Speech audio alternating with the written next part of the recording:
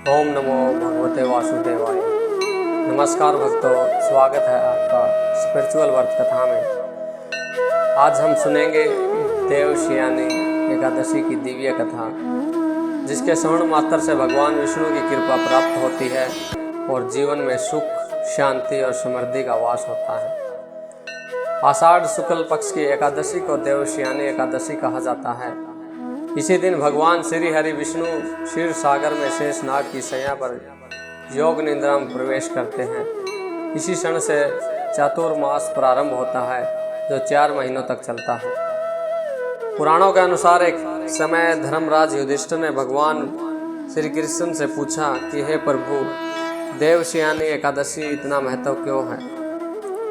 भगवान श्री कृष्ण मुस्कुराए और बोले, राजन, यह प्रश्न अत्यंत शुभ है। जो मनुष्य श्रद्धापूर्वक इस एकादशी का व्रत करता है, वह अनेक जन्मों के पापों से मुक्त होकर विष्णु लोक को प्राप्त करता है। इसके बाद भगवान श्री कृष्ण ने एक प्राचीन कथा सुनाई।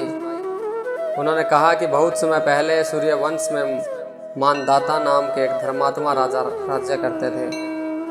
उनकी प्रजा सुखी थी, परंतु एक समय ऐसा आया जब 3 वर्षों तक वर्षा नहीं हुई। धरती सूख गई, नदियाँ और तालाब खाली हो गए, पशु पक्षी और मनुष्य सभी कष्ट में पड़ गए। राजा ने ऋषियों से समाधान पूछा। तब महर्षि अंगिरा ने कहा, राजन, आषाढ़ शुक्ल एकादशी का विधि पूर्वक व्रत करो। भगवान विष्णु प्रसन्न होंगे और समस्त संकट दूर होंगे। राजा ने पूरे राज्य के साथ श्रद्धा से व्रत किया। भगवान विष्णु प्रसन्न हुए और शीघ्र ही घनघोर वर्षा हुई।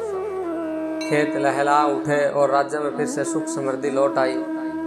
यही कारण है कि देवशयनी एकादशी को संकट दूर करने वाली और मनोकामना पूर्ण करने वाली एकादशी कहा जाता है। आइए, कथा यहाँ पर समाप्त नहीं होती। मैं आपको भगवान विष्णु के योग निद्रा में जाने का रहस्य और चातुर्मास का महत्व भी बताता हूँ। राजा मानदाता की कथा सुनने के बाद भगवान श्री कृष्ण बोले कि हे धर्मराज, अब मैं तुम्हें वह रहस्य बताता हूँ जिसके कारण इस एकादशी को देवशयनी कहा जाता है। सृष्टि के पालन करता भगवान श्री हरि विष्णु निरंतर समस्त ब्रह्मांड की व्यवस्था का संचालन करते हैं। प्रत्येक जीव, प्रत्येक ग्रह, प्रत्येक ऋतु और प्रत्येक कर्म उनके नियमों से संचालित होता है। जब आषाढ़ शुक्ल एकादशी आती है, तब भगवान श्री हरि क्षीर सागर में शेषनाग की दिव्य शैया पर योग निद्रा धारण करते हैं। यह सामान्य नींद नहीं, बल्कि सृष्टि के संतुलन और दिव्य ऊर्जा का काल माना जाता है। भगवान का भारी कार्य शांत हो जाता है, किंतु उनकी कृपा और संरक्षण संसार पर निरंतर बनी रहती है। देवता, ऋषि और महर्षि भी इस काल को अत्यंत पवित्र मानते हैं। वे अधिक से अधिक जप, तप, ध्यान और भक्ति में समय लगाते हैं। एक बार माता लक्ष्मी ने विनम्रता पूर्वक भगवान विष्णु से पूछा कि प्रभु, आप 4 महीनों तक योग निद्रा में क्यों जाते हैं? आपके भगत तो आपके दर्शन के लिए व्याकुल रहते हैं। भगवान विष्णु ने उत्तर दिया कि देवी, यह समय मनुष्य की परीक्षा का भी है। जब बाहरी उत्सव कम होते हैं, तब मनुष्य अपने भीतर झांकता है। जो इसी समय भक्ति, संयम, दया और सेवा का पालन करता है, उसे मेरी विशेष कृपा प्राप्त होती है। माता लक्ष्मी ने कहा कि प्रभु, जो भक्त श्रद्धा से आपका व्रत करेंगे, उनका क्या होगा? भगवान बोले कि जब भक्त देवशयनी एकादशी का व्रत करेगा, तुलसी सहित मेरी पूजा करेगा, नाम जप करेगा और दान पुण्य करेगा, उसके जीवन के अनेक कष्ट दूर होंगे। उनके घर में सुख, शांति और समृद्धि का वास होगा। आइए, चातुर्मास का महत्व भी जानते हैं। इस दिन से चातुर्मास आरंभ हो जाता है, जो 4 महीनों तक चलता है और देव उठनी एकादशी पर समाप्त होता है। इस अवधि में भगवान विष्णु की विशेष उपासना की जाती है। साधु संत एक स्थान पर रहकर प्रवचन और साधना करते हैं। विवाह, गृह प्रवेश और अन्य सब बड़े मांगलिक कार्य सामान्य नहीं किए जाते। सात्विक भोजन, संयम, सेवा, जप और दान का विशेष महत्व माना जाता है। शास्त्र कहते हैं, चातुर्मास में किया गया एक छोटा सा सत्कर्म भी कई गुना फल देता है। जो व्यक्ति इन 4 महीनों में सत्य, अहिंसा, संयम और ईश्वर भक्ति का पालन करता है, उसके जीवन में आध्यात्मिक उन्नति होती है। इस प्रकार देवशयनी एकादशी केवल एक व्रत नहीं, बल्कि आत्म शुद्धि, अनुशासन और भगवान विष्णु के प्रति पूर्ण समर्पण का आरंभ होता है। आइए, देवशयनी एकादशी की संपूर्ण पूजा विधि, व्रत नियम और भगवान विष्णु की कृपा प्राप्त करने का उपाय भी हम जानते हैं। ओम नमो भगवते वासुदेवाय। प्रिय भक्तों, अब तक आपने देवैशनी एकादशी का महत्व और चातुर्मास का रहस्य सुना। अब आइए जानते हैं कि इस पवित्र दिन भगवान श्री हरि विष्णु की पूजा किस प्रकार की जाती है। प्रातःकाल ब्रह्म मुहूर्त में उठकर भगवान का स्मरण करें और संकल्प लें कि हे श्री हरि, मैं श्रद्धा और भक्ति के साथ देवैशनी एकादशी का व्रत करता हूँ। मेरी बुद्धि को शुद्ध करे और मुझे धर्म के मार्ग पर चलने की शक्ति दे। इसके बाद स्नान कर स्वच्छ या पीले वस्त्र धारण करें।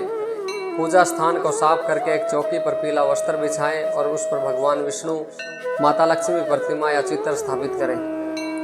यदि संभव हो तो भगवान के समीप तुलसी का पौधा या तुलसी दल अवश्य रखें। आइए पूजा सामग्री के बारे में जानते हैं। पूजा में सामान्यतः निम्न सामग्री का उपयोग किया जाता है। इनमें पीले पुष्प, तुलसी दल, चंदन, धूप और दीप, अक्षत, पंचामृत, मौसमी फल, नैवेद्य, गंगाजल। भगवान विष्णु को तुलसी अत्यंत प्रिय मानी गई है, इसलिए तुलसी दल अर्पित करना विशेष शुभ माना जाता है। आइए पूजा विधि के बारे में भी हम जान लेते हैं। सबसे पहले दीप प्रज्वलित करें, फिर भगवान गणेश का स्मरण करें और उसके बाद श्री हरि विष्णु का ध्यान करें। भगवान को गंगाजल अर्पित करें और चंदन का तिलक लगाएं। पुष्प अर्पित करके तुलसी दल समर्पित करें। इसके बाद श्रद्धापूर्वक मंत्र जाप करें। ओम नमो भगवते वासुदेवाय, ओम नमो नारायण। यदि यह 11 बार या 21 या 51, 108 बार इस मंत्र का आप जाप कर सकते हैं। इसके बाद विष्णु सहस्त्रनाम, गीता के कुछ अध्याय या श्री हरि की स्तुति का पाठ करें। आइए हम व्रत के नियम भी जान लेते हैं। शास्त्रों में बताया गया है कि इस दिन क्रोध, झूठ, कटु वचन से बचे, किसी का अपमान न करे, सात्विक भोजन करे, यदि संभव हो तो निर्जल या फलाहार व्रत कर रखे, मांस, मदिरा और तामसिक भोजन से दूर रहे, भगवान के नाम का अधिकाधिक स्मरण करे, गरीबों और जरूरतमंदों की सहायता करें।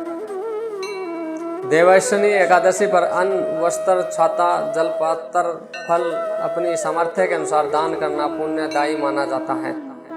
दान सदैव श्रद्धा और विनम्रता से करना चाहिए, दिखावे के लिए नहीं। शास्त्रों में एकादशी की रात्रि में भजन, कीर्तन, विष्णु और नाम स्मरण और कथा श्रवण का विशेष महत्व बताया गया है। कहा जाता है कि जो भगत इस रात्रि भगवान का स्मरण करते हैं, वे जागरण करता है, उसे विशेष आध्यात्मिक फल प्राप्त होता है।